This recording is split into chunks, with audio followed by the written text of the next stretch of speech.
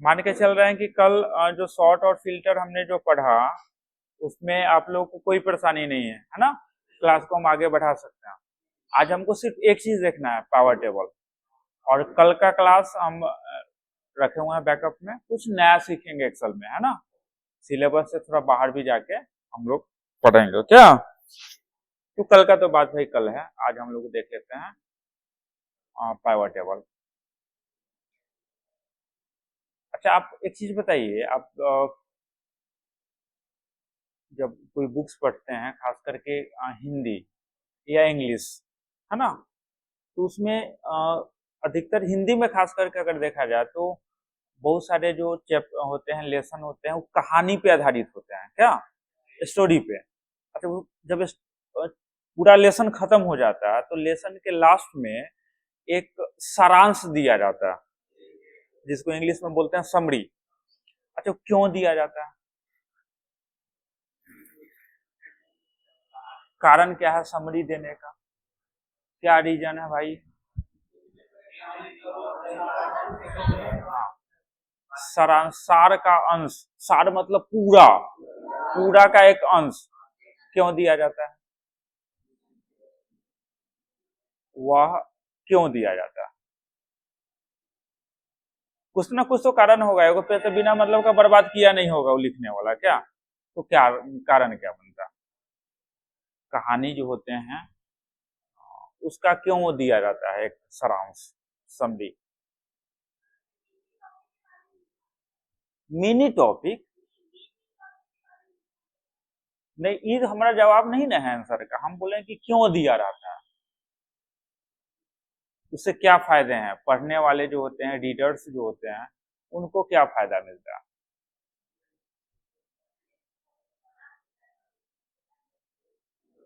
ना वो जानता था ना कि आप जरूर देश चोरी करिएगा, इसलिए वो पूरे का निकाला। नहीं, ऐसा बात नहीं।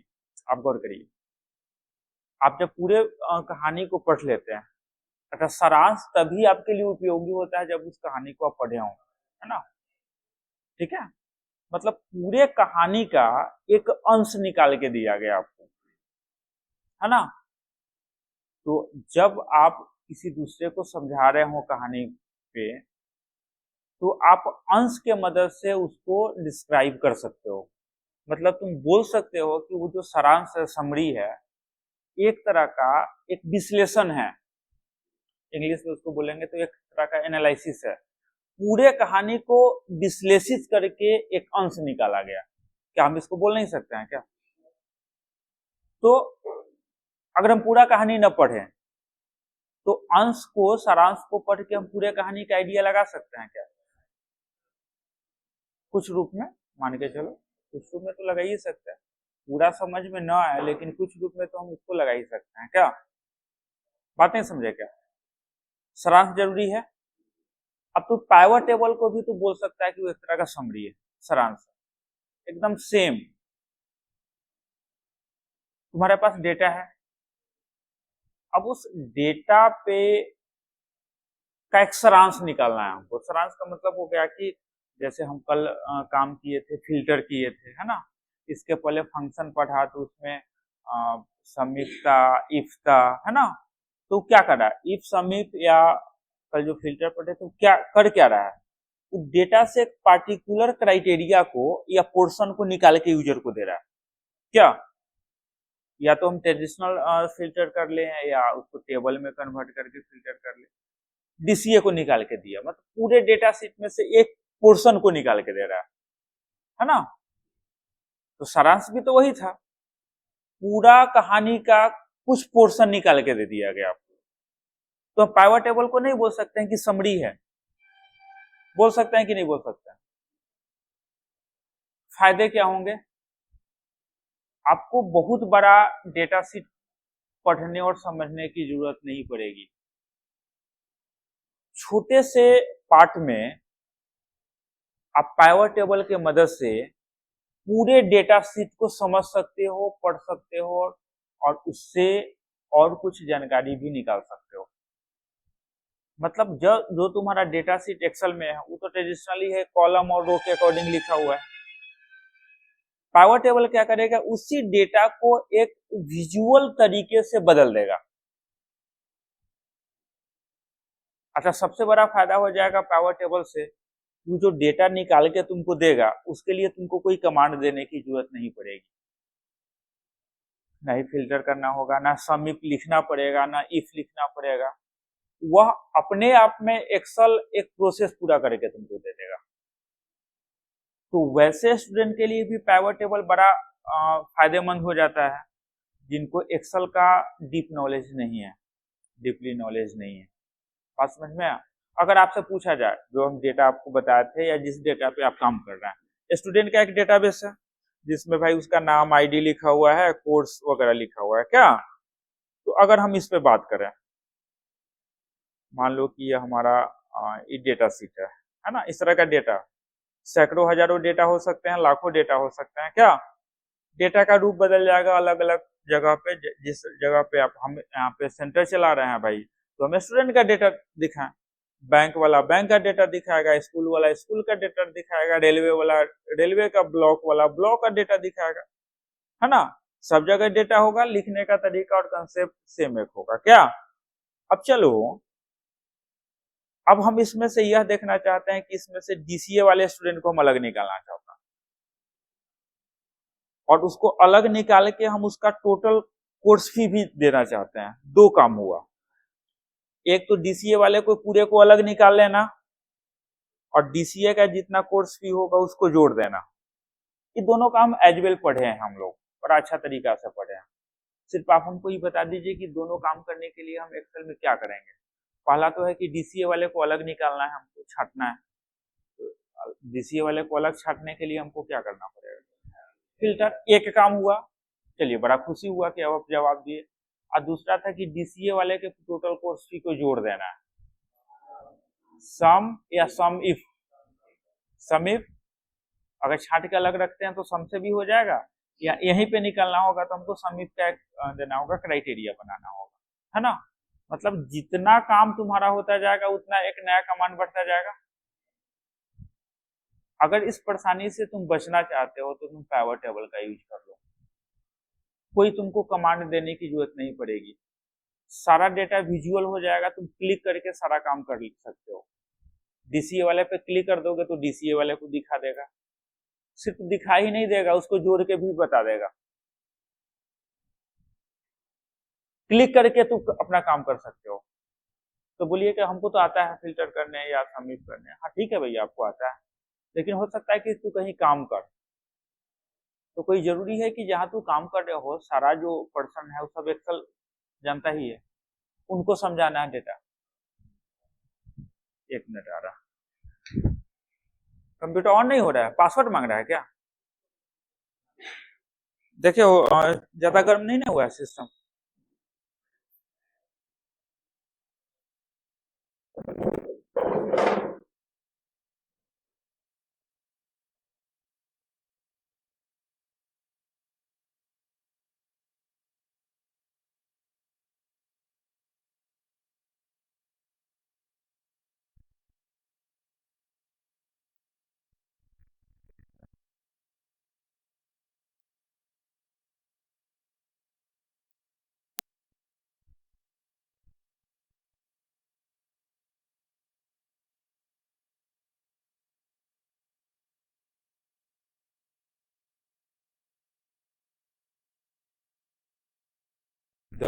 जानते हो इसके कारण ही परेशानी कर रहा।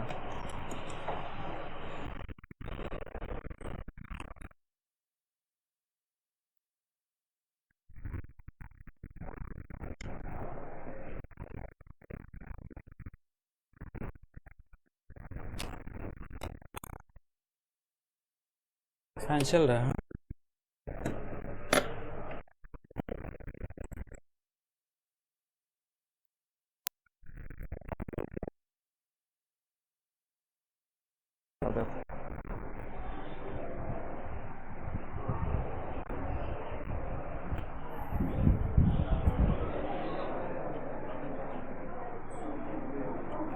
चलिए ध्यान दीजिए। तो हम इसको क्या करेंगे, इसका समरी निकालने, इसका इस डेटा शीट का समरी निकालने के लिए हमको क्या करना पड़ेगा, इसको बदलना पड़ेगा पाइवट टेबल में, है ना। पाइवट टेबल के लिए हमको करना क्या है, सबसे पहले तो आप अपने डेटा शीट को सिलेक्ट कर लो, जितना तुम्हारा डेटा है ना, जितना बड़ा डेटा है उसको सिलेक्ट कर लो। सिलेक्शन में कोई परेशानी, इंसर्ट पे जाओ, तुमको टेबल मिलेगा। इस टेबल के अंतर्गत तुमको तीन कमांड्स दिए जाते हैं, एक पाइवट टेबल्स, एक रिकमेंडेड पाइवट टेबल्स और एक टेबल। हमको यहाँ पे पाइवट टेबल पे क्लिक करना, पहले वाले पे। हम इस पे जब क्लिक करेंगे तो एक डायलॉग बॉक्स आएगा हमारे पास। अभी बोलेगा कि आपका टेबल या रेंज कहाँ है, आप किस डेटा का समराइज करना चाहते हैं। ऑलरेडी हम तो डेटा को सिलेक्ट पहले ही कर लिए थे, ई सिलेक्शन यहाँ पे आ जाएगा। पहले सिलेक्शन करने से वही फायदा हो जाएगा कि तुमको अब यहाँ पे कोई सिलेक्शन नहीं करना पड़ेगा। देख रहे हो, ये बोला है कि सीट 1 पे A1 से लेके H27 तक आपका डेटा है, ठीक है। अभी बोला सेकंड में कि choose where you want the pivot table to be place. आप पाइवट टेबल को कहां प्लेस करना चाहते हैं, मतलब रिपोर्ट कहां बनेगा। अगर तुम इसी सीट 1 पे ही बनाना चाहते हो तो एग्जिटिंग सीट ले लो, या एक नया सीट बनाना चाहते हो तो न्यू सीट ले लो। तो हम बोलेंगे कि नया सीट ले लो। क्यों, ये डेटा सुरक्षित रहेगा, बिखरने उखड़ने का डर होगा नहीं। हम न्यू सीट ही लेते हैं और ओके पे क्लिक करेंगे। देखोगे यह अपने आप एक सीट 2 जोड़ देगा, है ना। सीट 1 पे हमारा डेटा सुरक्षित है भाई साहब, इस पे कोई बदलाव होने वाला नहीं है। सीट 2 एक नया जुड़ गया। अब यहाँ पे लिखा है to build the report choose fields from the pivot table field list. एक यहाँ पे पैनल दिया। अब बोला है कि आप जो रिपोर्ट बनाना चाह रहे हो उस फील्ड को यहाँ पे सिलेक्ट करो। तो अभी हम यहाँ पे क्लिक नहीं कर रहे हैं, हम इस सीट को देख रहे हैं। हम रिपोर्ट हमको किसके अकॉर्डिंग चाहिए, रिपोर्ट का तो, हाँ रिपोर्ट तो का एक आधार होना चाहिए ना भैया। तो हम बोलते हैं कि नहीं, हमको कोर्स के अनुसार स्टूडेंट निकाल के दो क्या, और उसका जो कोर्स फी है वो हमको दो। अब उस कोर्स में जो स्टूडेंट है उसका तुम पिता का नाम निकालो, रजिस्ट्रेशन निकालो, जो आपको डेटा और निकालना है वो निकालो, लेकिन आधार हमारा क्या बनने वाला है, कोर्स। तो हम क्या करेंगे, यहाँ से कोर्स पे क्लिक कर देंगे। यहाँ जो पूरा जो तुम्हारा फील्ड है उस सारा फील्ड यहाँ पे आ जाएगा। हम यहाँ से क्लिक कर देंगे कोर्स पे। देखो यहाँ पे आ गया। वो बोल रहा है कि इतने यूनिक कोर्सेज आपके पास में है। सब कोर्स को छांट के अलग अलग कर दिया, बोला कि CFA है, DCA है, DTP है। अब हम बोलते हैं कि इस सारे कोर्स का तुम कोर्स फी हमको दे दो। हम जैसे इस पे क्लिक करेंगे देखो उसको जोड़ के वो बता देगा। सम या समीप हम किए क्या, इस सारा करके हमको दे रहा है। या कमांड वैसे पर्सन भी कर सकते हैं जिनको कमांड नहीं आता, अब बड़ा जल्दी रिपोर्ट बना के देगा आपको। बोला कि CFA का कोर्स फी इतना है, DCA का इतना है और DTP का इतना, टोटल इतना है। सम और समीप दोनों कमांड कर दिया भाई साहब क्या। अब बोलेंगे कि अच्छा इस कोर्स के अंदर जो स्टूडेंट है वो हमको दे दो। तो अब हम यहाँ से ले लेंगे स्टूडेंट नेम। इस पे जैसे ही क्लिक करेंगे देखना ये बोला कि CFA में इतने सारे स्टूडेंट हैं और उनका कोर्स भी इतना है और इसका टोटल जोड़ के ही बता दिया। देखो कितना फायदेमंद है। अच्छा इसमें विजुअल कर सकते हैं हम, मान लो कि खाली CFA का देखना चाहते हैं तो इस माइनस पे क्लिक कर देंगे, ये सब हाइड हो जाएगा। अब जिसको देखना है तुमको DTP देखना है, प्लस पे क्लिक कर देगा तो ये आ जाएगा नहीं। अच्छा इसके अंदर तुमको देखना है कि उनके पिता का नाम दिखा दो या एड्रेस दिखा दो, एड्रेस दिखा दो। उसके नीचे देखो एड्रेस भी बता देगा कि इस लड़के का एड्रेस ही है, इस रैया है, ये वैशाली है। उसका फादर का नाम देख सकते हो। देखो कितना पावरफुल ये कमांड है, लाखों डेटा का समरी बना के दे देगा एकदम एक पेज पे, एक जगह छोटा सा रिपोर्ट में। मतलब अगर देखा जाए तो हम नहीं समझते हैं कि कोई भी ऑफिस हो तो पाइवट टेबल का यूज न करता हो, या कोई ऐसा पर्सन है जो एक्सेल पे काम कर रहा हो तो पाइवट टेबल पे काम न करता हो। हमको तो ऐसा कोई पर्सन मिला ही नहीं। क्योंकि हमको तो पता है गधे तो जाएंगे तो कमांड गलती करबे करेंगे। तो पावर टेबल भी एक अच्छा विकल्प है आपके पास, जहां पे डेटा को आप बड़ी आसानी से एनालिसिस करके एक रिपोर्ट तैयार कर सकते हैं। हम तो इसका खूब प्रयोग करते हैं, सब लोग करता है, आपको भी करना पड़ेगा। ठीक है, हम तो बोलेंगे कि एक तो डेटा हम आपको दे ही रहे हैं, इस पे तो पावर टेबल कर, और हम चाहेंगे कि आप भी एक अपना छोटा सा डेटा, एक ही पेज का डेटा बना ना भाई, और उस पे पावर टेबल करके देख, ज्यादा जानकारी तुम्हारे पास होगा। क्योंकि पावर टेबल एक्सेल में बहुत इंपॉर्टेंट है।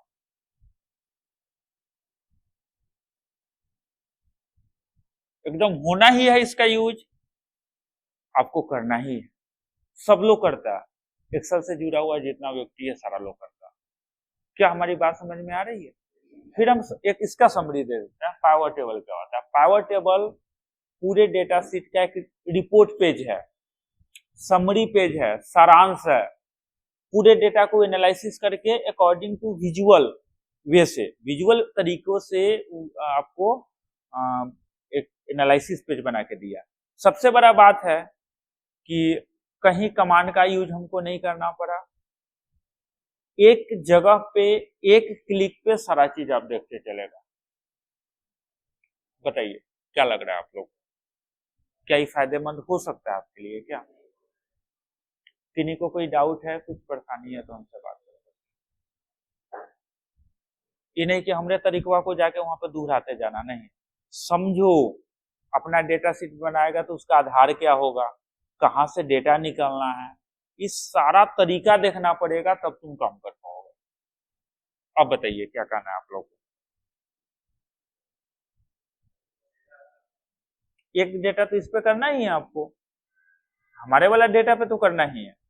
ज्यादा सीखना चाहते हैं ना आप, दुनिया आगे बढ़ना चाहती है, आप बढ़ना चाहते हैं ना, बढ़ना चाहते हैं ना, बस लग जाइए काम। तो अपना हाँ, वो अपना इंस्ट्रक्टर को पता है कि वो कैसे वो आपको वहाँ पे ऑटोमेट करेंगे, कैसे मैनिपुलेट करेंगे, उनको पता है। खाली अब डेटा तो बना के लाइए।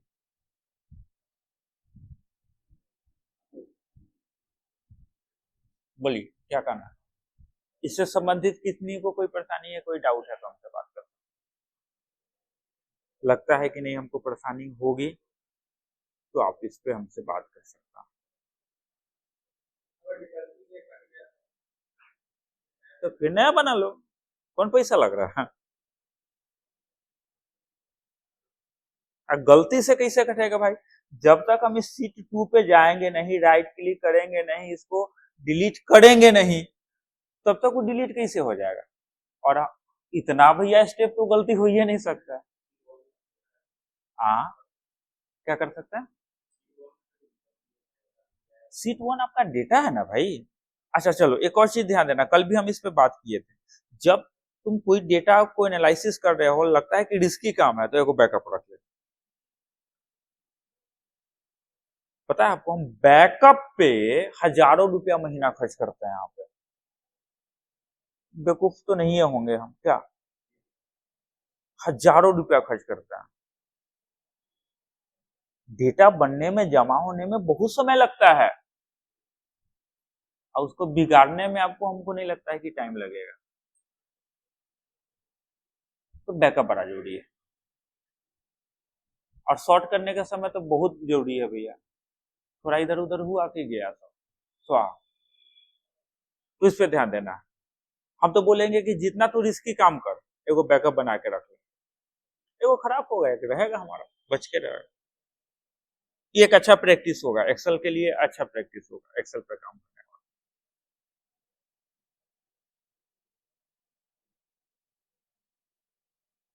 ठीक है, पूछिए।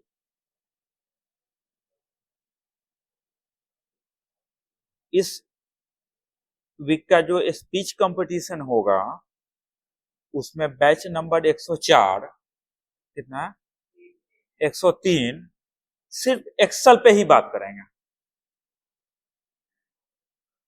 है ना? बात समझ में रहा ना? अलग अलग टॉपिक लीजिए, पावर्ट लीजिए, कुछ लीजिए, कुछ लीजिए, जो आपको लेना है आप लीजिए, है ना? 5 मिनट तक का ही होगा।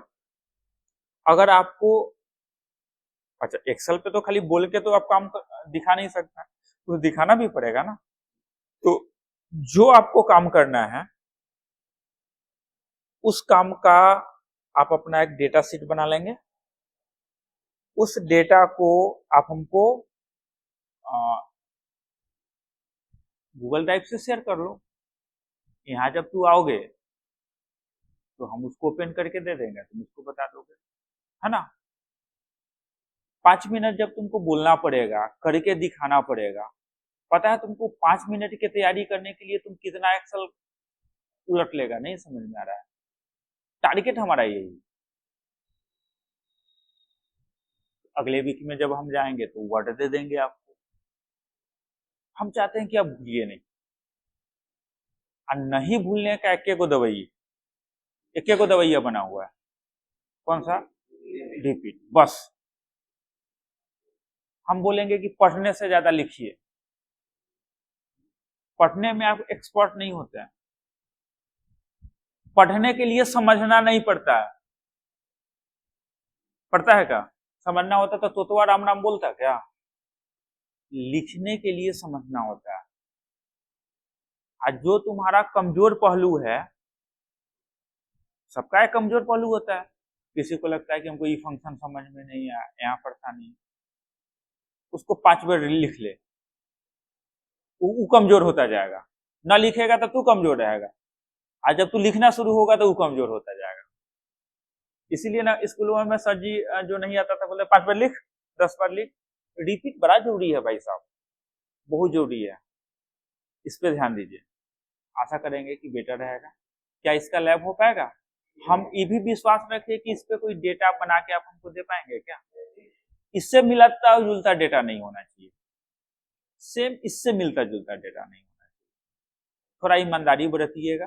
डेटा अलग तरीके का होना चाहिए, है ना। स्टूडेंट का कोई डेटाबेस नहीं होगा, और भी तो बहुत सारे काम है ना भाई। वहां से आप डेटा को कलेक्ट करिए और वहां से है ना। आप चाहो तो इंटरनेट का यूज कर सकते हो डेटा कलेक्ट करने के लिए, है ना। आप चाहो तो इंटरनेट का यूज कर सकते हो। कम से कम इंटरनेट का तो उपयोग हो जाए क्या, इसी बहाने। ठीक है, किसी को कोई डाउट है क्या? क्या हम रिकॉर्डिंग बंद कर सकते हैं? किसी को कुछ पूछना है तो पूछ सकता है। हाँ,